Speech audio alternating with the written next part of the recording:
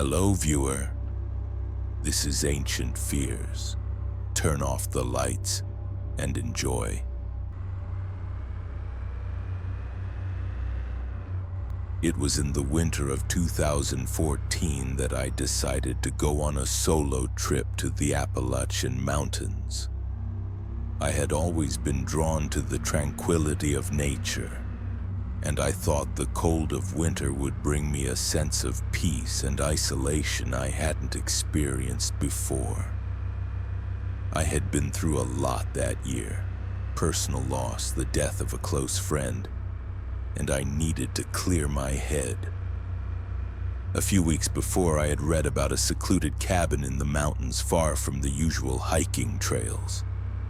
I booked it immediately. The first day of the hike was uneventful. The snow-covered paths were beautiful, and the air was crisp and cold. I felt an overwhelming sense of freedom as I trekked alone, my only companions being the occasional chirp of a distant bird or the crunch of snow under my boots. After about 6 hours of walking, I reached the cabin, which was small but sturdy, with a stone chimney puffing out smoke. The old cabin had been there for years, a relic from a time long past. I settled in, made a fire, and ate a simple meal. Everything felt right, and I thought that maybe I was starting to heal, that nature was the answer to the pain I had been carrying. That night, as I lay in bed, the wind howled outside, rattling the windows. I couldn't sleep at first, but eventually exhaustion took over and I drifted off. Around 2 a.m., I woke to a strange sound. At first, I thought it was the wind, but then I realized it was a voice, a faint, distant whisper. I sat up in bed, listening intently. It wasn't loud enough to be a shout, but it was clear enough to send a shiver down my spine. I thought I was imagining things, perhaps a trick of the wind, but then I heard it again. "Help me, please, I'm lost." I froze. The voice sounded so real, so desperate. But there was no one around. The nearest village was miles away. The only explanation I could come up with was that someone else had come to the cabin, but no footprints in the snow outside indicated anyone had arrived after me. I grabbed my flashlight and opened the door to the cabin, stepping outside. The snow crunched underfoot as I looked around, trying to spot anyone. The whisper came again, clearer this time, from somewhere deeper in the woods. "Help me. Please, I'm lost." It was almost as if the voice was coming from the mountains themselves, echoing through the trees. I felt a mix of fear and curiosity, and against my better judgment, I decided to follow the sound. The deeper I went into the woods, the more disoriented I became. The snow had started to fall harder, and the trail I thought I was following seemed to disappear, swallowed by the thick blanket of white. The voice grew louder, more urgent, but it never seemed to get any closer. I turned back once or twice, thinking I had wandered too far, but the voice seemed to pull me forward, compelling me to keep going. I don't know how long I walked, but eventually I found myself standing at the edge of a cliff. The mountain rose steeply on one side, and the valley below was a drop into darkness. And there, at the bottom of the cliff, I saw something that made my heart stop. A figure was standing in the snow. It was a man, but there was something terribly wrong about him. His face was pale and his eyes were hollow, like they had been drained of life. He was staring at me, unmoving, his mouth slightly open as if he were about to speak. But then, before I could take another step, the wind howled once more and the figure vanished. I stumbled back, nearly falling off the edge of the cliff in my panic. I ran back to the cabin, heart racing, the whispers still echoing in my mind. When I finally made it back to the warmth of the fire, I locked the door behind me and sat in the dark, trembling. I never found out who or what I had heard in the mountains that night. The voice had been too real to ignore, and the figure, if that's what it was something I couldn't explain. The next morning, I packed my things and left without a second thought. I didn't even bother to finish the hike. The mountains, once a place of solace, had become a place of terror in the span of a single night. To this day, I wonder what it was I encountered out there. Some say it was a lost soul. Others claim it was something far worse, a spirit cursed to wander the mountains forever. But I know one thing for sure. Whatever it was, it's still out there waiting, whispering for the next person to listen. It was the coldest winter our small Alaskan town had seen in decades. Temperatures dropped below -30 degrees Celsius, and most people stayed indoors for fear of frostbite or worse. I had taken a job with the Department of Transportation that year, clearing snow and salting the old roads that wound through the mountainous outskirts. It was lonely, grueling work, but it paid well, and I needed the money. One night, after finishing my rounds through town, I was assigned to check on an old pass that hadn't been used in years. Locals avoided it, calling it Whispering Road. Rumors said people who took that path in winter didn't always return. Most chalked it up to avalanches or exposure, but some older folks said there was something in the mountains that didn't want to be disturbed. I didn't believe in ghost stories, but I wasn't stupid either. I packed extra supplies, made sure the radio in the plow worked, and set off as snow began to fall again. The road was worse than I'd imagined. Narrow, crumbling, and overgrown with trees. It hadn't been touched in a long time. I pushed through it slowly, clearing snow and spreading salt. After about an hour, I noticed something odd. Patches of the road that were already salted, not by me.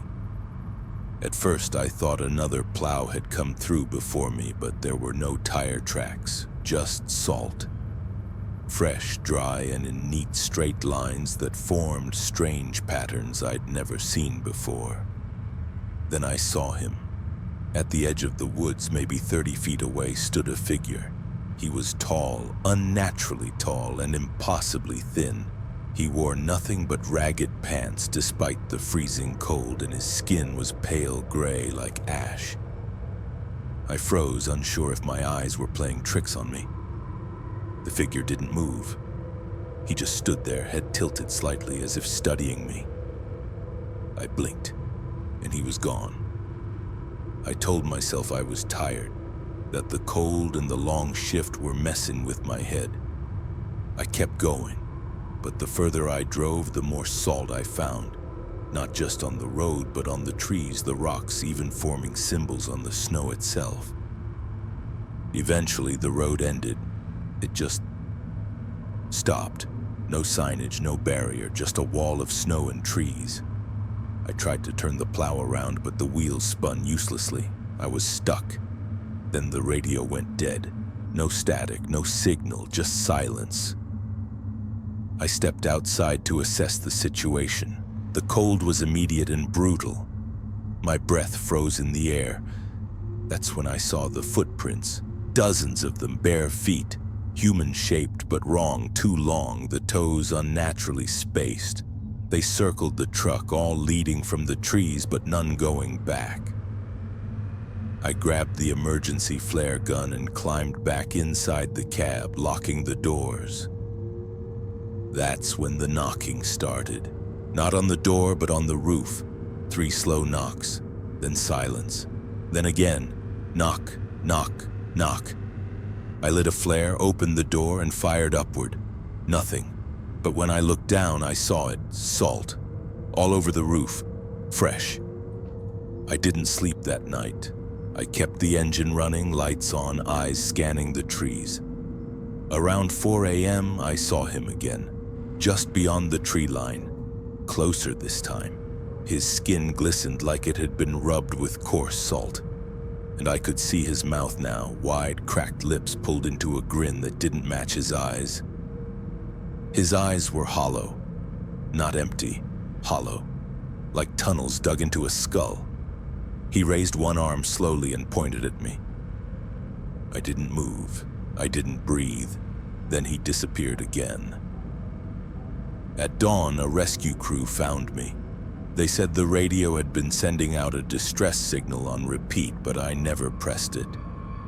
The plow was surrounded by perfectly etched symbols in the snow, salt patterns and spirals and jagged lines no one could explain. I quit that job the next day, moved south. I don't do winters anymore, not after what I saw.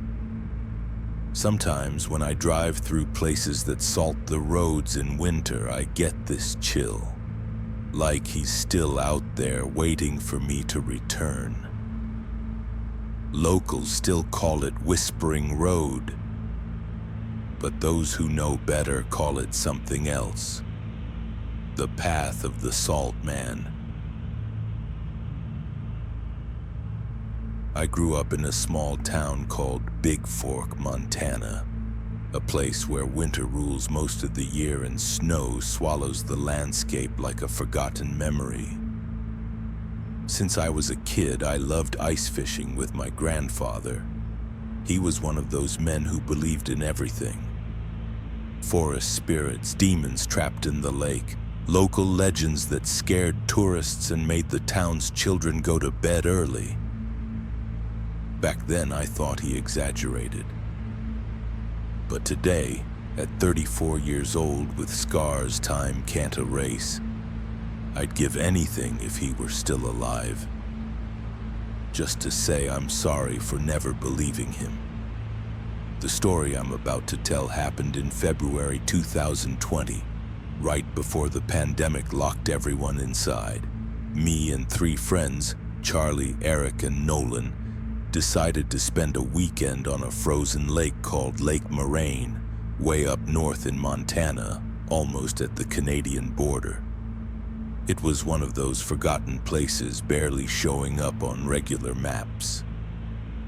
Charlie found it through some obscure blog about extreme fishing. It was exactly the kind of isolation we were looking for.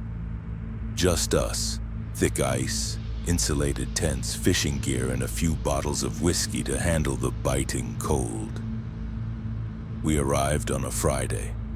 The dirt road leading to the lake looked like it hadn't been used in decades. No recent tracks, no sounds except the wind and the rustle of snow-covered trees. When the car finally stopped, we all went quiet. It was like the whole place had paused in time. We set up camp right on the lake like old-school ice fishers do. Thermal tents, fishing holes in the ice, portable heaters. Everything felt under control. Until the first night. We were drinking inside the main tent playing cards when Nolan froze mid-sentence. His eyes locked on the tent entrance where the canvas fluttered slightly in the wind. But it wasn't just the wind. Someone, or something, was walking around outside. Footsteps, heavy, slowly circling our tent. Charlie thought it was a bear. Eric figured it was an elk. We grabbed knives and flashlights and went outside to check. Nothing. The snow was untouched. Not a single footprint. No animals nearby. And yet, we all heard it. The next morning, Nolan was off. Quiet.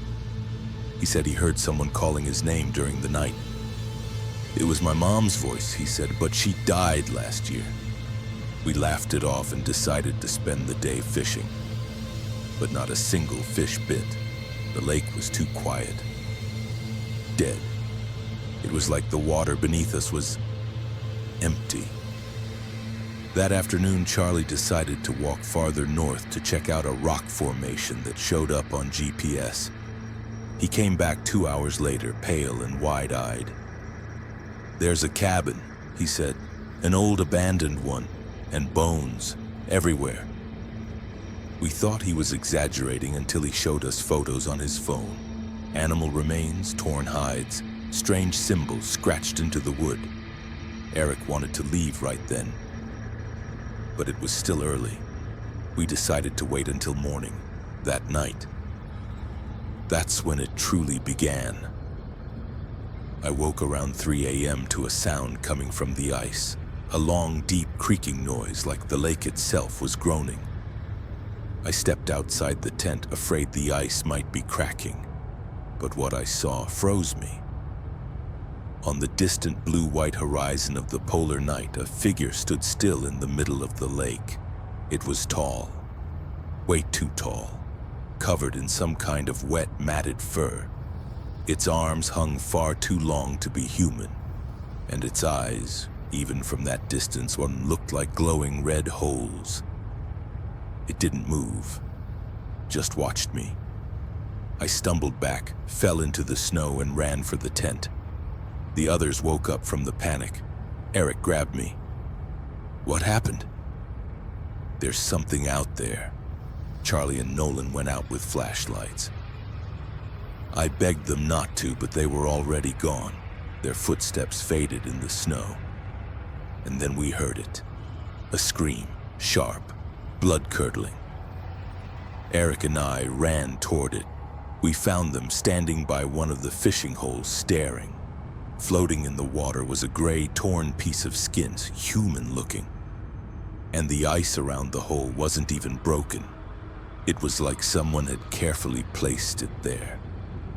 We rushed back to the tent and packed everything in a frenzy. We left our gear, planning to leave before sunrise.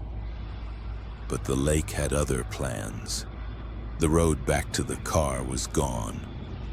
The trail was covered by a fresh layer of snow that hadn't been there the night before, like someone or something had erased it. Eric yelled at the GPS. Nolan lost it and started walking into the white. We followed. Hours passed in the absolute white void until we found the cabin Charlie had mentioned. But now, it didn't look abandoned. An extinguished fire pit still smoked out front. Ice and bone totems hung from nearby trees. But we went in anyway. It was that or freeze to death. Inside, the smell was unbearable.